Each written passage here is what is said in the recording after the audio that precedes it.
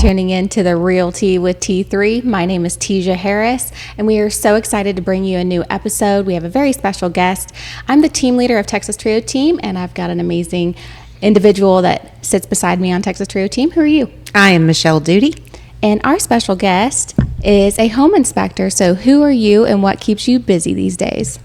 Good morning. My name is Jernard McCray, owner-operator of Does It All Home Inspection. And what's keeping me busy right now is these wonderful homes being constructed and also these resale homes that are being put available by the ones that may be moving into a new home and leaving those behind for another beautiful family to come into. So whenever you started this business, it was actually interesting how you and I met one another. I was selling a home. They were moving out. You were friends with those folks. And you just came up and said, hey, I'm getting my home inspection license. And that was like about a decade ago. So Yep. Is that what kind of like how you started your business of just networking and meeting people? That's exactly how it happened. And you know what's crazy? I still use that same strategy to this day because I look at the fact that if you keep doing some of the things that got you where you are, you'll be able to stay successful, because sometimes you may get lost in success and don't have those grounding things that are there for you, that foundation. So I continue to do that still to this day. And it was funny how I met you. I was like, man, should I go up to her? I see her sign in the yard. Should I not? Well, all she can say is no. So I got to go up there and give it a try at least. And sure enough, look, years later, we still have a relationship. Yeah. So it works. Yeah. So is that something that you've ever done in your business, is just walk up to somebody and say, hey, I'm a realtor, like, would you like to work together?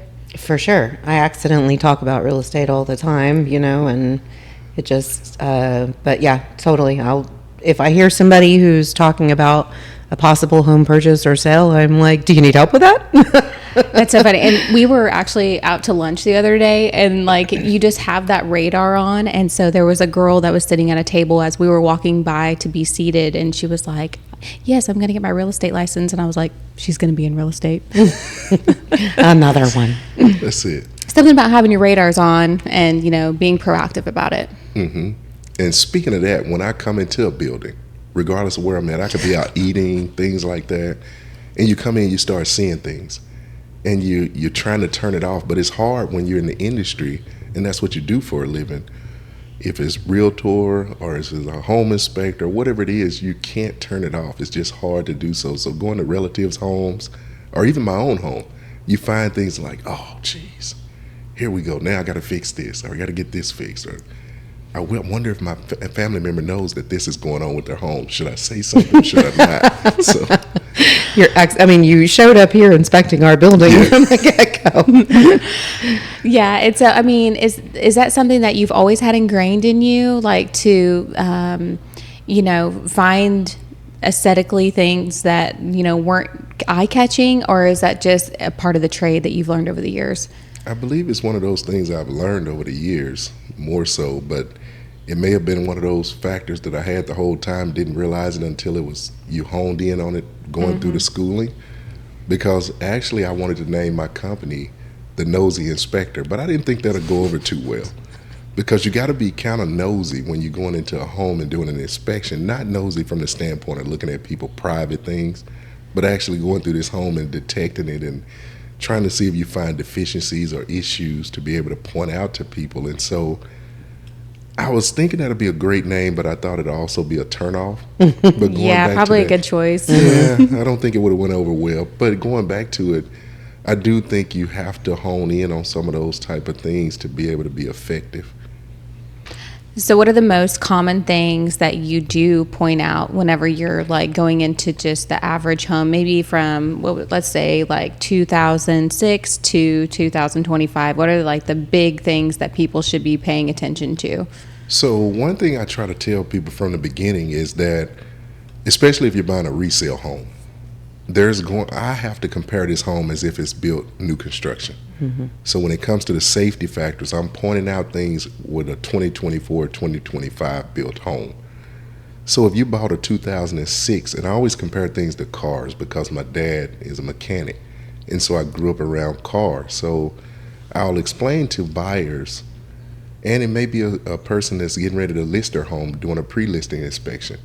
I'm comparing this home to a 2024, 2025, so there's going to be things in this home inspection report that when this home was constructed was not an issue. Right. But I don't want to alarm them, so I try to explain it up front. Hey, a new car has backup cameras, safety features all around it. But an old car, a 2006, may not have had a backup camera, may not have those different features. Will it pass state inspection? Absolutely. Will a house, I'm not one to pass or fail a house, but a lot of people think so, but will this home be still suitable for my family from a safety standpoint? Absolutely. But these are things now that they have learned that are better safety features for it. So going back to the other part, what are some things I've found? HVAC, especially in our greater Houston area and beyond, that's a problem. We got to have AC, because if we don't have a good AC, it's going to be a problem for this home and these people that are going to be residing and calling this home. So that's key. Foundation. So I call them the big five. You got the foundation, the roof, the electrical panel, your water heaters, and also the HVAC system. So those are the ones that are key. Windows, yes, all of those things are important, but those are the big ticket items that's going to be costly. So those are the things you find that are the issues that you come across.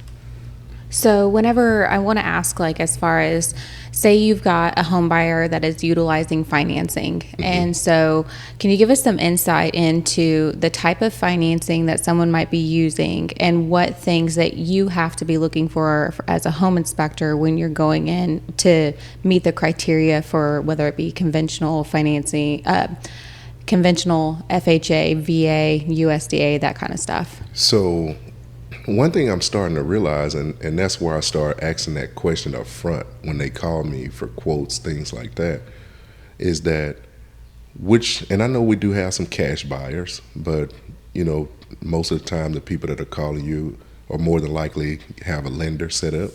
VA loans, those type that are dealing with military, they require a termite or WDI, wood destroying insect inspection on every inspection or every home, regardless if it's new construction or a resale. And a lot of times the buyers don't realize that, so I tell them up front, hey, I can do that as well because I own a pest control company. And so I can do both things while I'm there.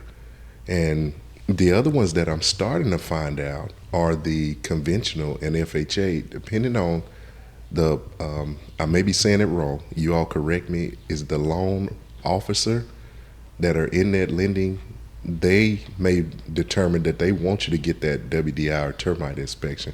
I've come across the conventional and FHA, so I asked them to ask their loan officer first before we move forward with scheduling, because of the fact that we don't want you to get to the closing table and find out, hey, you were supposed to get that termite inspection. Have you seen that on new constructions too, that's kind of a requirement that lenders are putting out there?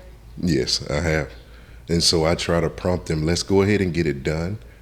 And if they decide, hey, I don't try to push them, because this is their money they're spending, and you have to determine and make that decision. But I try to make them aware up front, hey, I know VA is going to require it, but conventional FHA, the others you might want to reach out. If you can find out before I'm finished today, I'll get it done. Otherwise, you're going to have to pay somebody to come back. So that's totally up to you. But I do see it. I typically do on FHA see the WDI report required in my experience. Yeah, and I just hadn't seen it until recently with new construction. Yeah. Right. Yeah, that was kind of a newer thing. But I think it's a really preventative thing, a measure to put into place. So what are the common, so WDI being wood destroying insects, but like what are some other pests that you have to come across like in that line of work that you're dealing with? Does it matter on the county, because you do cover a multitude of counties?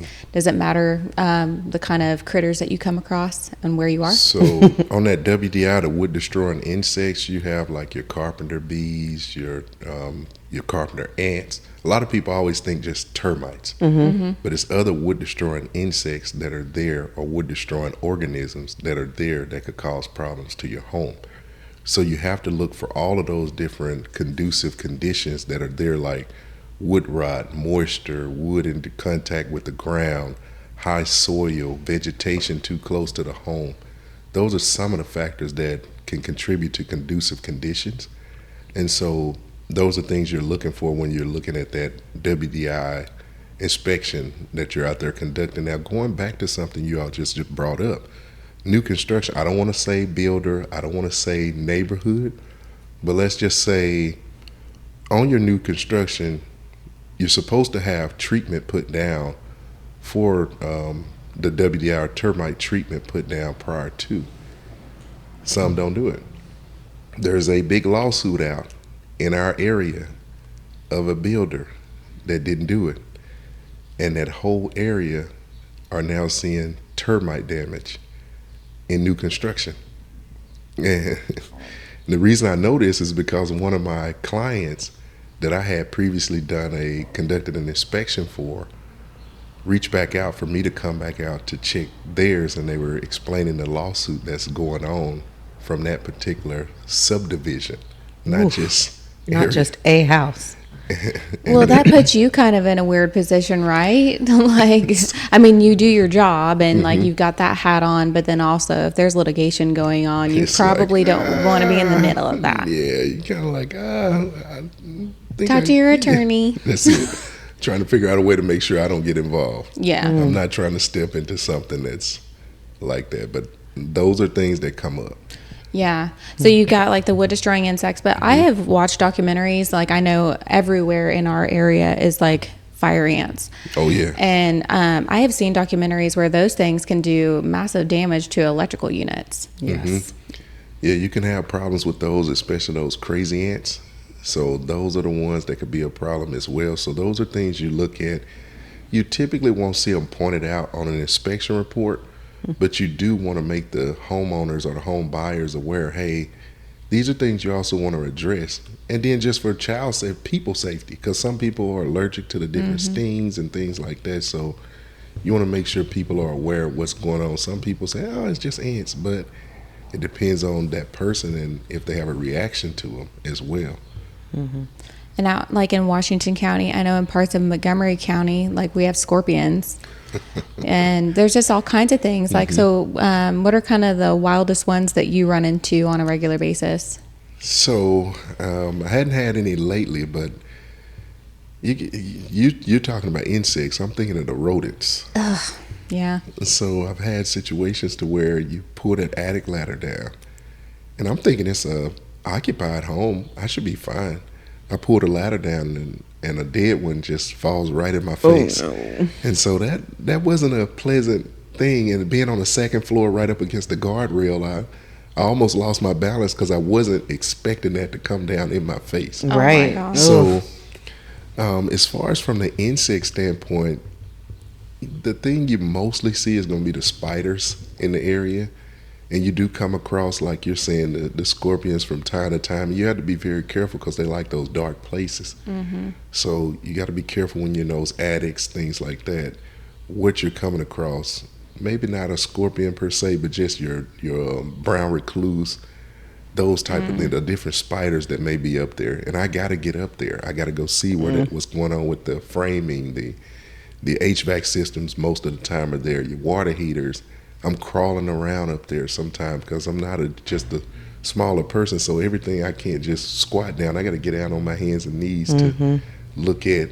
So then you're opening up that pants leg for something to come right on up there. So it's interesting, but you got to do what you got to do. So yes, So you're not only like climbing on roofs and climbing in like to tight dark spaces. You're coming across like live things as well. Yeah. So. I've had situations to where you got raccoons in there, and it's like, okay, do I stay in with the coon or do I let the raccoon come out, or what do I do?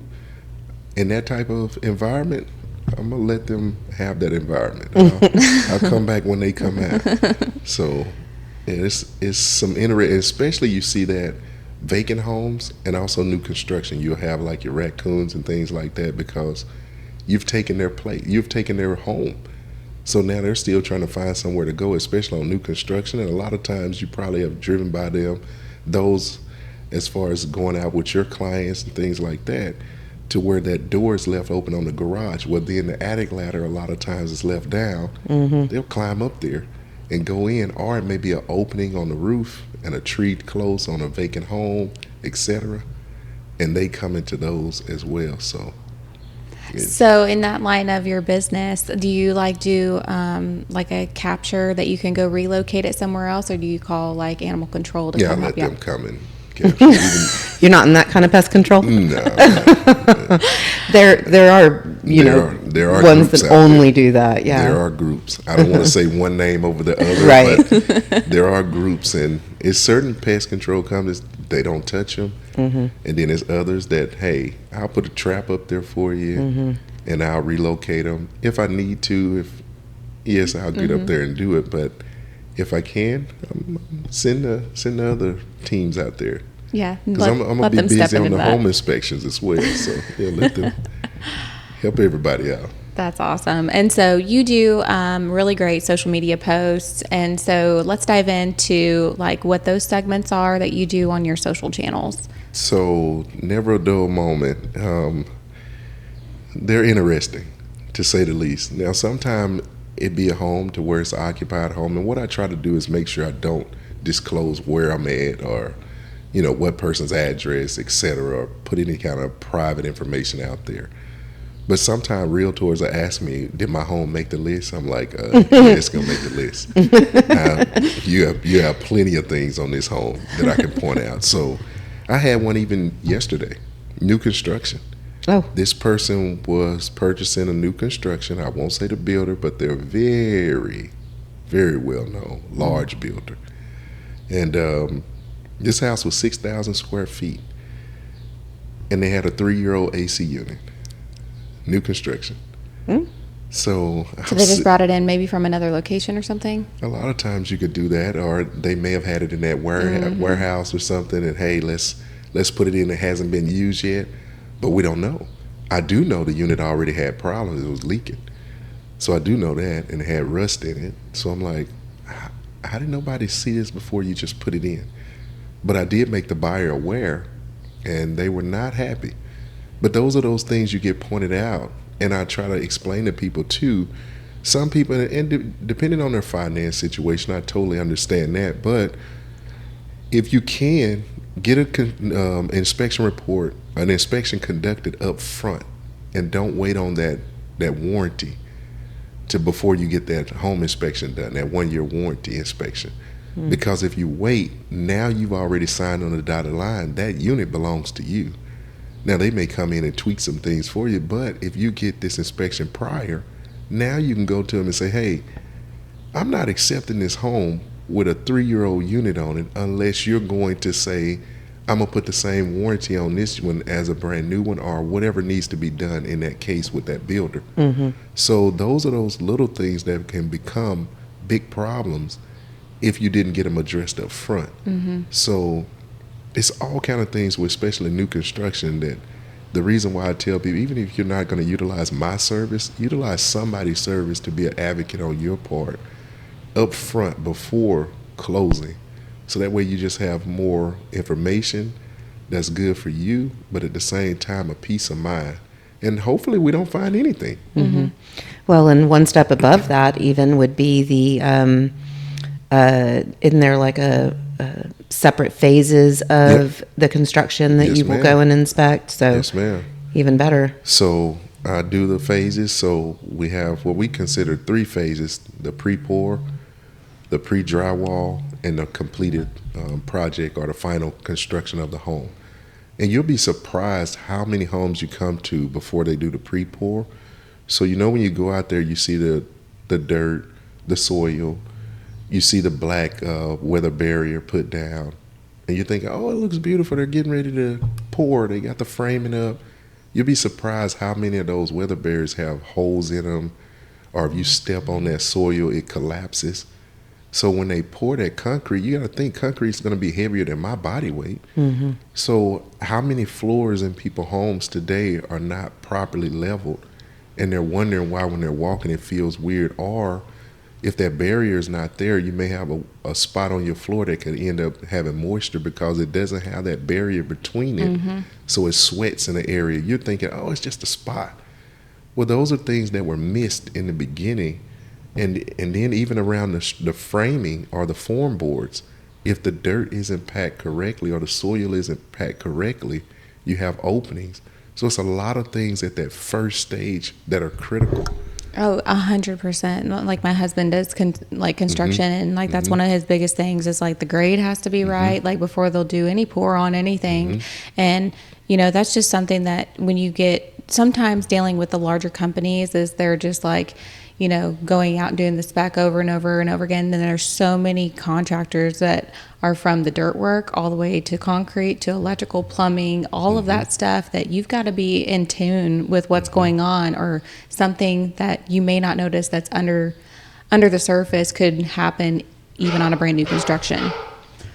That scared me to death. I thought we had a dog in the Sorry. That's hilarious. Thought I had that turned off. Yeah, so I mean, I would assume if the, you know, dirt isn't packed the way it's supposed to be, that's the first, you know, thing in foundation issues, right? Wouldn't Correct. that, yeah.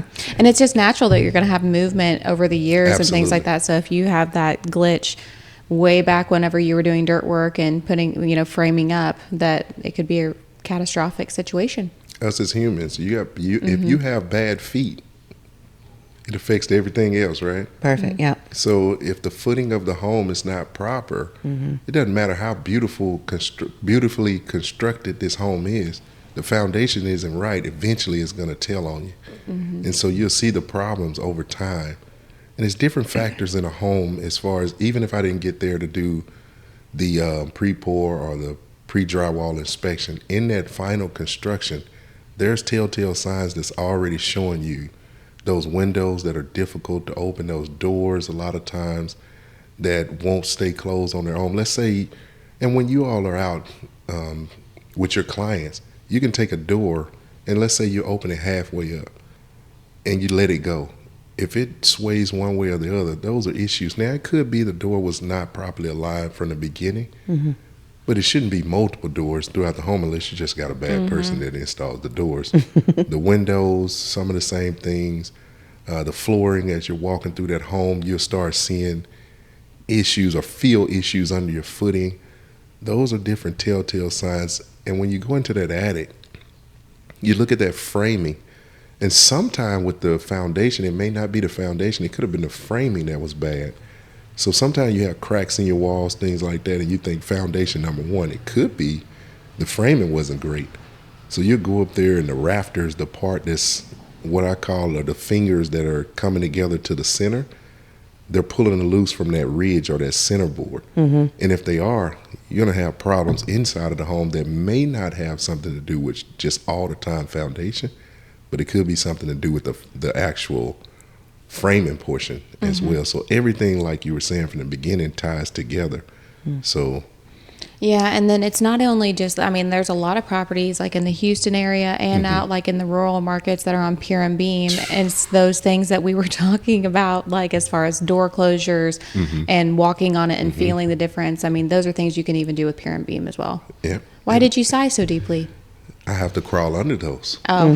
So, and a lot of people don't realize, they'll call you and say, hey, I have a 1,500 square foot house. Anytime I hear, especially homes that are 2,000 square feet or below, no disrespect to the square footage of a person's home, I automatically think, let me ask that foundation question. What type of foundation is this? Because a majority of time, they're going to be the smaller square footage homes from the pier and beam standpoint. Normally you get 3,000 plus square feet, you're not going to have a full pier and beam home. I still ask the question because I don't know where this home was constructed unless I start diving into it. But I got to crawl under this home. So there's a different fee for a person buying a 1,500 square foot house on a foundation slab. And so then they're upset sometimes. Why is it so expensive? Well, I got to inspect basically a 3,000 square foot house. I got 1,500 square feet under the ground. I mean, below the home. Then I have 1,500 square feet above it. inside of the home, etc. But crawling under that home, it can get kind of rough. We talked about those different insects you see, and the snakes, and the everything else, and the fecal matter, and Cats. you have to be safe with, if you have water underneath those areas, electrical wires that may be down on the ground. Those are the things you have to be safe from, and you also need to look at the stability of that whole pier and beam setup, because if it's not good, the last thing you want to do is get under there and get stuck. So it has to have, the proper height, all of those different things to make sure you get under there safely. And it's sometimes you just can't, and you just got to do the best you can by going around the base of it and, looking the best you can to see what you can and do what you can from that standpoint. So I have to ask, like, whenever you're doing your stuff, is it kind of like running your business? Like, when you started it, has it been operating kind of off trial and error, as far as like, yeah, I can absolutely crawl under there? Then you maybe gotten yourself in a situation and like, no, not doing that again. Yeah, I've been on the roof. And so going up the roof is always seemed to be easy. It's when you go to looking back down and you say, oh, shoot, how did I get up here? And I've been on several roofs to where that pitch is steep. Going up, you already can feel on your feet how you're going up. And it's like, oh, I got this. And as you're coming down, especially in the summer, those shingles are hot. And so you got to slide down. I had to slide down off of this particular one because I was slipping. I could feel I didn't have good traction coming back down. And I said, well, I got to get down, but I got to get down safely. So I had to sit down and scoot. You talk about hot. Your hands hot and your rear's hot. I don't know if this is a PG show or not, so I don't want to say. But that rear was hot. And I said, jeez, this is horrible. So, and my hands were cooking when I got down because I didn't put gloves on. Now I realize sometimes when you see some of those ladies and guys up there, some of them they don't, but then some of them you'll see them have those certain type of gloves on when they're up there. And I said, that's probably why, to keep those hands. But I've been under homes or gotten started under homes and I get stuck. And I'm like, well, this is not going to work. Maybe I need to lose some weight, or maybe this isn't the one for me. So it's been those situations as well. It's a very inspirational job. Oh, yeah. This is my time of the year, though. Yeah. This is that time you get to lose weight. Oh, for sure. So some people say lose inches in the waistline. I get to lose some of those because those attics now, let's say it's 95 outside, it's easily about 115, 120 in the attic. For sure. So you get up there, you're going to sweat. And so I'm slowly getting myself back acclimated to this heat. And it's getting hot this week. So I'm curious, like, I mean, I know there's a lot of roofs that are composition, so that gives you a little bit of traction. But whenever you're dealing with metal roofs, like, how are you, like, keeping any sort of, like, 3 points of contact on anything? I don't climb them. Oh, you don't? Some people will clay tile roofs. I look at the liability in that as well. So that's where you pull out those other components and tools that you've recently acquired over time. I have what I call a camera pole. So basically a painter's pole. You can put a camera on the end of it, stretch it up. I can do 2-story roofs on that, or either a drone. So utilize either one of those. And then you come to some areas where you're restricted. I've been to areas to where you have all the power lines around the house. So now you're using an aluminum pole. That's not safe. And I didn't realize that until I was near one, and I'm just going along. I kept hearing buzzing from this pole, and I felt a little tingle. Oh, no. And I said, what is that? And I looked because I'm so focused on my job, looking at my phone, because it's a Bluetooth setup with the camera up high. I'm getting too close to a power line. So I'm about to get fried. And thank God I didn't.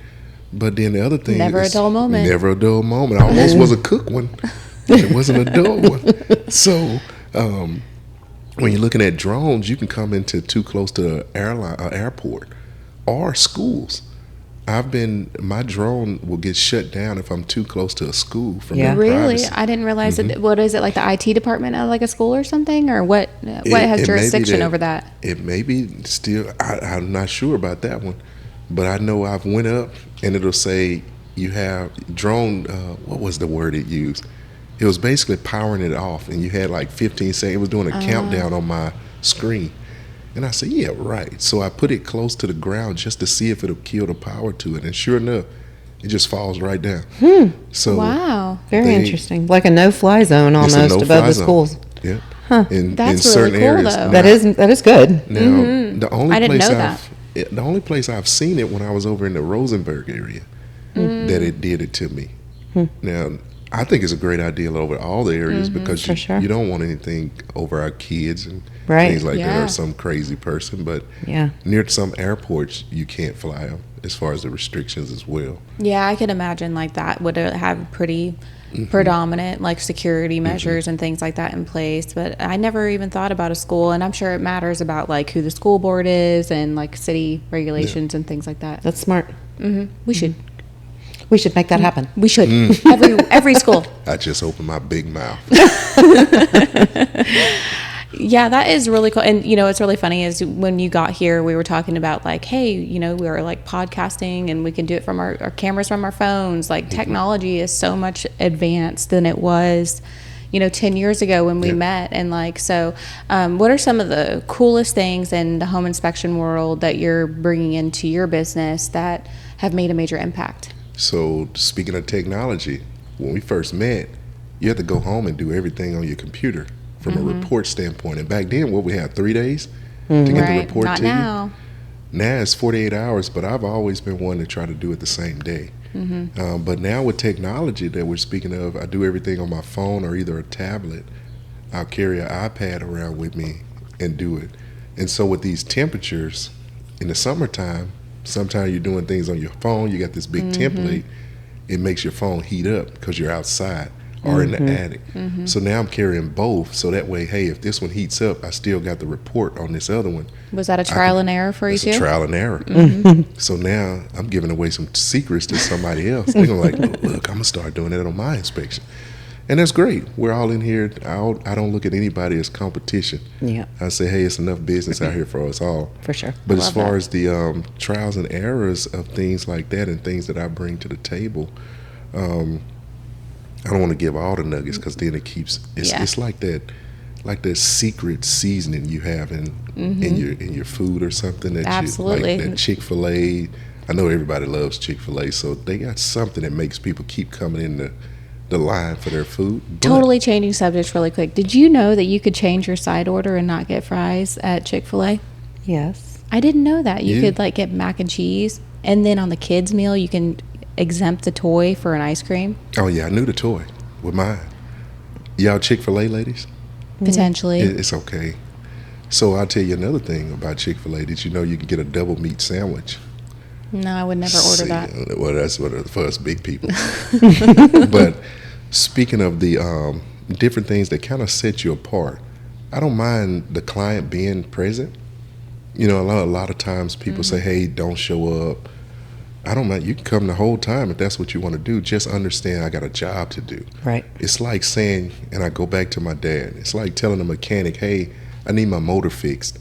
They're breaking the motor down and you're study asking, well, what's this? Well, what's that? Well, what's this? Well, what's that? Well, what's this? I'm not going to ask any more questions. Well, and I understand you want to know, but let me get through with the job or either ask the questions prior to starting so that way I can flow and I don't miss something that could be vital for you in this process that you may need.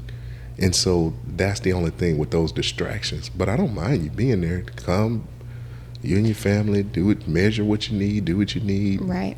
And that's the same thing that like I do like on like listing presentations. Like I advise the clients like, let me get an objective view, like as if I was buying your home, and then I can point out things because you know most of the times the seller is going to be like, I did this, I did this, I did this, and then just like let me have a very fresh canvas to work off of, and then we'll talk about all that stuff. And I look at every home like my mom is buying it. That's my mindset. I love my mom. Just got off the phone with her before I came in here.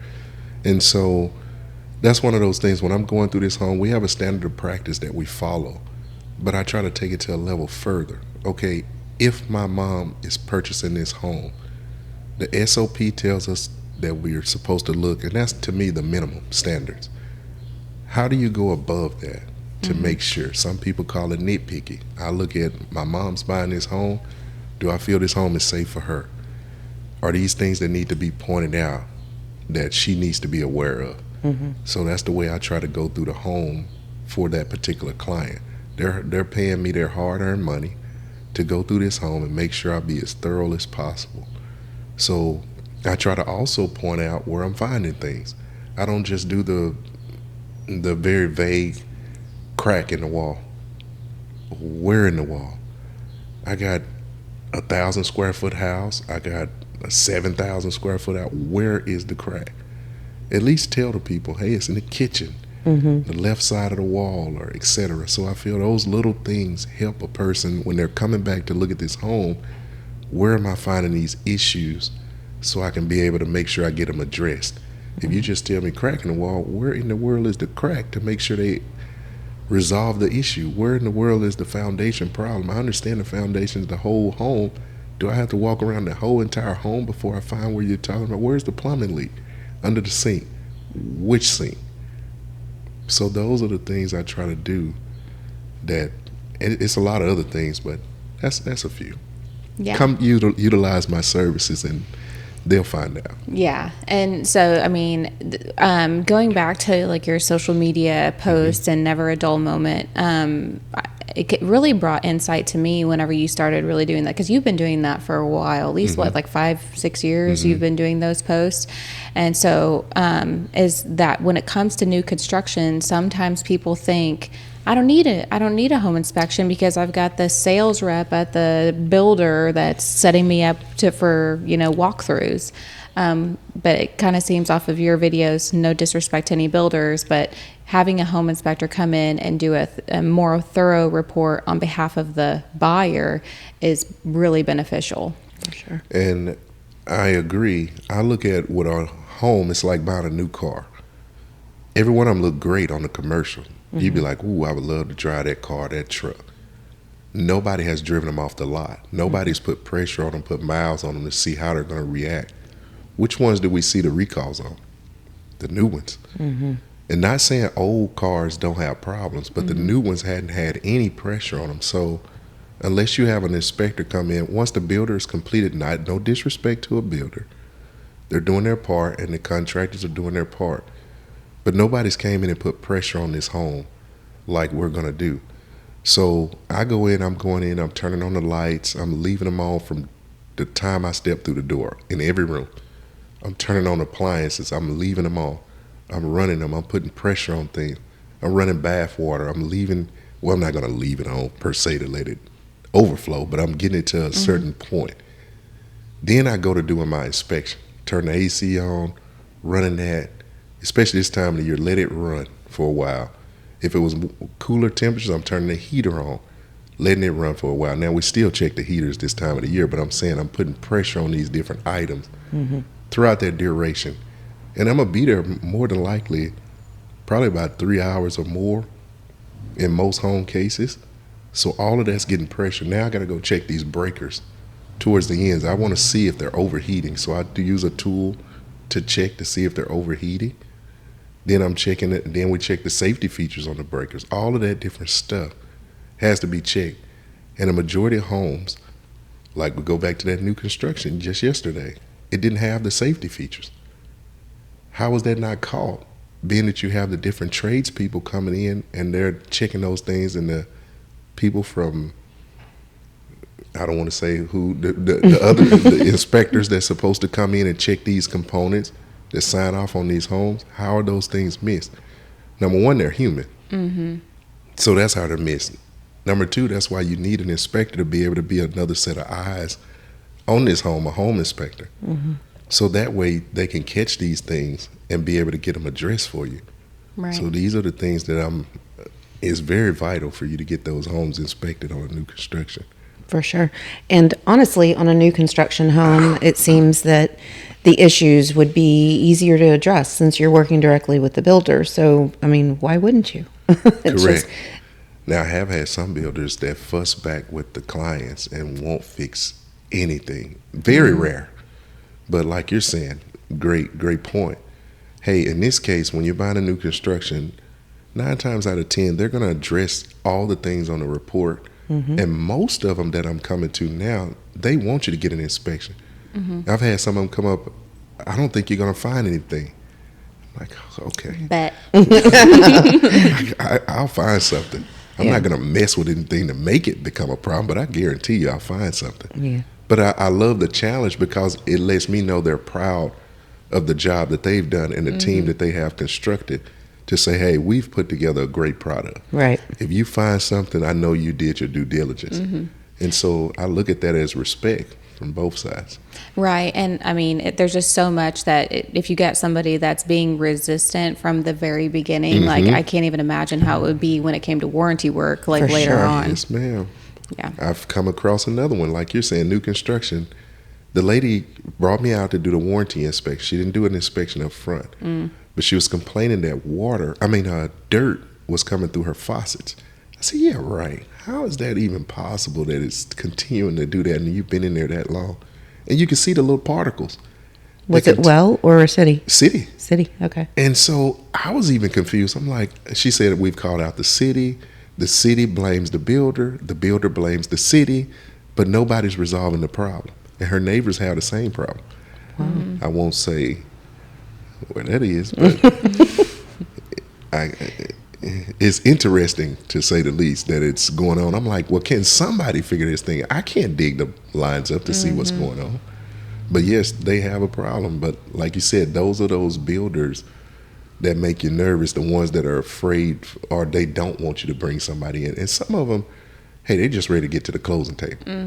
They're ready to get this house They off have a the lot of market. money invested into a job and things like that. Like they just want to be That done with home it. and It's not like customer satisfaction per Correct. se. And some of them have bad experiences from inspectors. I've talked to some builders and I try to give them the ease and just to make sure they realize, hey, we're all in here to do the same thing. Make sure the buyer has a great experience to be able to later on refer us to other people.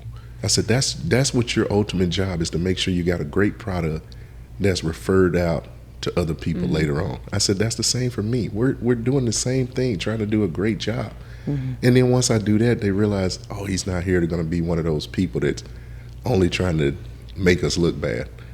I'm not here to make you look bad. That's not my job. I'm just trying to be an advocate for the person that's the buyer at this point. Do you ever Right. see it wherever a builder comes, like if they've got several homes on the ground, that they just go ahead and do their own due diligence ahead of a home inspector, like you come in and do a report like in advance? I've had custom builders do it. Okay.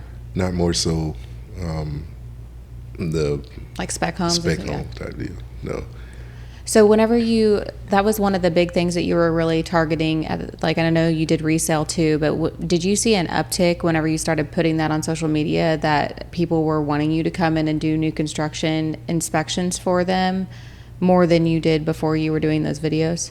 I've seen it. I've seen an uptick in it as well from that. And then some people are asking me. And then it's helped out a lot. So I got a few more I need to put out there to continue that strategy. It seemed to be working. Yeah. But yes, the new construction and when you go in, you got to be careful too as an inspector, because then you go home and you try to say, hey, I think I need to get a new house. I like the layout of this one or that one. And you got to catch yourself with that. But I think it has helped as far as putting that information out there. For sure. Okay, I have to know, is everything in your house No. tip-top condition? No. His wife is a queen, though, so like if she wanted something done, Yeah. it'll get done. I got a to-do list now. Yeah. I have a friend who does lawn landscaping, and same thing. His wife she just always complains because their yard looks pretty terrible. That's so funny. He doesn't have time. Yeah. By the time he gets home, he's like, I'm not doing it. I've met several landscapers that same thing. Like Yeah. their yards look terrible, but everybody else, they do an amazing job. Yep. So how does that work with stylists too? From a stylist standpoint, do your stylists normally? I know you don't probably want to put them other people's stylists that you know. Does the stylist look like that? Because I remember barbers. You would see the barbers, and the barber's hair is... That's true. I've seen that. Like, I Yeah. mean, there's some that like have really, because they're so high class. busy. So it just depends on who they are. But yeah, there are a lot of like hairstylists that, they haven't like a washed. hot mess. Yeah. They're so busy. But they're amazing on the inside. Yeah, they're just so busy. Yeah. A lot of times the trade you're in, you're like, by the time you get home. Yeah, because you got to think about it. No matter especially if you're in a customer service trade, you're dealing with people's emotions, what they're talking about in the chair, or while they're going through the house. You're dealing with so much on a psychological level as well, that whenever you get in your safe space of home or in the car, you're just like, I'm going to turn that off. And speaking of that, I want to feed off that if you don't mind. Mm-hmm. I've noticed, and I try to pick up on it with buyers.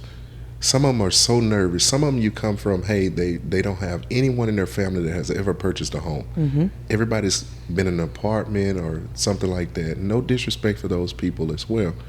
But they're nervous. All they hear is the negative side of home ownership. Mm-hmm. So when you send them this report, they're like, oh, no, I'm not buying this. This is horrible. So I try to explain the report to them, which I do with everybody, but those you'd want to take a little more time with to explain things, to say, hey, yes, the window didn't work, but it's not saying the home is falling apart, because they have the mindset that any little thing that's wrong, I'm running. I'm done. This is not a good thing. This is not a good purchase. I need to leave this home. And so I try to be that inspector, to not be someone that makes them so nervous they feel like the home is falling apart. It's not anything that I even want to buy, even if it's new construction. I've had them be so nervous because they're seeing the things or hearing the things. And those are the things, like you're saying, that person, hearing them out and let them get it all out, and then try to explain it and talk them off that lever. Yeah. Because I had an inspector one time call out a window that was not staying up when you opened it. It was falling, yes. And told the home buyer, it's like a guillotine. And I was like, oh my gosh. We had to overcome that one. Yeah, that's rough. A little bit scary. Come on. That's rough. Yeah. That's pretty bad. Yeah. It was ridiculous. Yes. So it's not even just being analytical in your approach whenever it comes to critiquing every aspect of the house, but also just having a big heart and taking the time and space to take care of those customers and making sure that they have peace of mind on their probably biggest investment that they're going to have. And then you, like you're saying, you got to know how to talk to them. Because it's the way that you can break things down that can scare a person right out of a home. That's a great investment. That's a guillotine window. Right. It's you're not downplaying it. You're just, a guillotine? Come on. Rough way of thinking about it. From that point on, that's all that buyer knows. Yeah, exactly. Is that. And I have a lot of them that'll ask me, well, would you let your mom buy this home?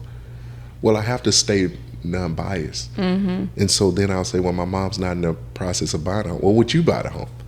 Well, I'm here to inspect the home. I try to make sure I'm not putting myself in it, so they don't say, well, he said he wouldn't buy it. So now I'll tell them, if I come to a home that I can see that, and I've only walked away from a few homes. I come to the home inspection, you go in, you're looking, as you're pulling up to the home, the first thing they've always taught us, look at the neighborhood you're coming into. If you come in, you see a lot of new shingles on roofs, but you get to your home and it's old, everybody else replaced it. Why hasn't this person? So, sorry. You have to think about those things as well, but you have the situations to where you come into the door of a home and you start seeing that this thing is tore up. It's even unsafe for you to be there. As far as the safety features, electrical hanging out, roof falling in, I've walked away and I just told the person, you don't owe me a dime, but I'm not doing this inspection. It's too much of a liability. Where do I stop writing up? And so in those cases, you may have to tell the person, look, you don't need a home inspector. I won't tell them you need a bulldozer. I try not to say it. I just say, just get you a general contractor and let them come out. But in my back of my mind, I'm thinking bulldozer. Yeah. Let's just start over. You build yourself a nice, beautiful home and be done with it. But right. So where are the areas like, that you primarily are covering whenever it comes to your home inspections and services? Like, so that way if someone's watching and they're like, hey, I think it's time, we're going to sell, we need to do a pre-inspection, or they're getting ready to buy. Where is the best spots that you cover? Texas. But the thing that I found out, I live in that Tomball Spring area. Mm-hmm. I hardly ever do inspections there. Mm-hmm. I'm always in Manville, Rose Sharon. I even had a guy tell me, another inspector, why don't you just buy a house there? You're always down there. That's what the people, they call me. They're in that Rose Sharon, Manville, but I've been, I go to Navasota, the Magnolia, the Woodlands, Houston, all over Houston. We just talked about it, Galveston, Texas City, all of those areas. That's far. I've been to Dallas. Wow. I've done inspections in Dallas. I'm waiting to do some in Austin, so if you know somebody that's in the Austin area, I don't mind. We have an office in Austin. Oh, really? Yeah, you should go to say hi to them. I don't mind traveling to Austin. I have property there, so it'll be a win-win. I could go stay at the property while I'm doing inspections and do what I have to do. Yeah. But I go all over, but mostly focusing in this area here. Okay. So I want to ask you before we wrap things up is, you're like we just talked about, is you're dealing as a business owner, which isn't an easy task as an entrepreneur, and you're dealing with, every single property is different, every client is different, and that's got to weigh a lot on someone that's doing that day in and day out, where everything's different, it's not redundant. So I want to ask you, like, what are some things that you're putting into place into your like a daily practice or a weekly practice that you're just staying, what keeps you positive and loving what you're doing every day? So first off, I got them 4 little ladies that's dependent on me. So regardless if I want to get up and push forward or not, it's not their responsibility, it's mine. So I got to push forward with them. But dealing with people. And you're talking about your daughters. My daughters. Yes. Yeah. And so I just look at dealing with people, and every home is totally different. So I love the challenge of going into every home, and it's totally different. But looking at people and just seeing the smiles on their face and the excitement of being able to say, hey, I'm getting my home. May not be their first home. I met a guy last week. I assumed this was not his first home. He said he had been in Texas since 1989. And I just assumed it's not his first home. It was his first home. And I was like, really? So I had to go back and say, I can never just assume that. But the excitement that was in his face, hey, this is gonna be my man cave up here. I'm like, you just gonna take the whole upstairs from your wife? Yeah, this is gonna be the man cave. This down here is gonna be the office. Like, dog, where's her space? But just hearing the excitement in his voice, and then sometimes seeing the little kids running around when they're there at the inspection. Even though I'm there doing a job, I can hear them. Mom, this is my room. Dad, this is gonna be my room. No, this is. So it's just imagining when they get into this home, the excitement they're going to have, and you're playing a part in that to make sure they have a safe home, a home they can enjoy for a lifetime to come. So I love that. Part. You're just helping people have the American dream, That's you it. know? That's it. Yeah. That's it. So we play little pieces in it, and it's such a joyous adventure. It truly is. For sure. So if people want to reach out to you and maybe schedule an appointment, what's the best website to reach you at? So you can go to doesitallhi.com. So it's does it all, short for home inspection, hi.com.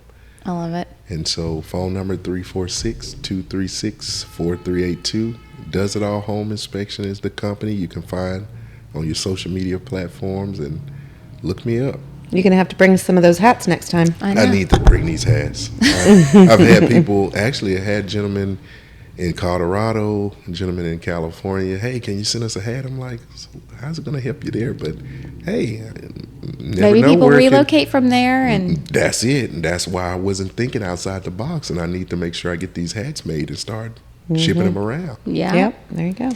Well, we are so grateful that you tuned into this episode. We hope that Jernard gave you some insights, whether you're buying or selling. And if you need some help as far as real estate goes, you can find us at texastrioteam.com. Take care and keep living your best life.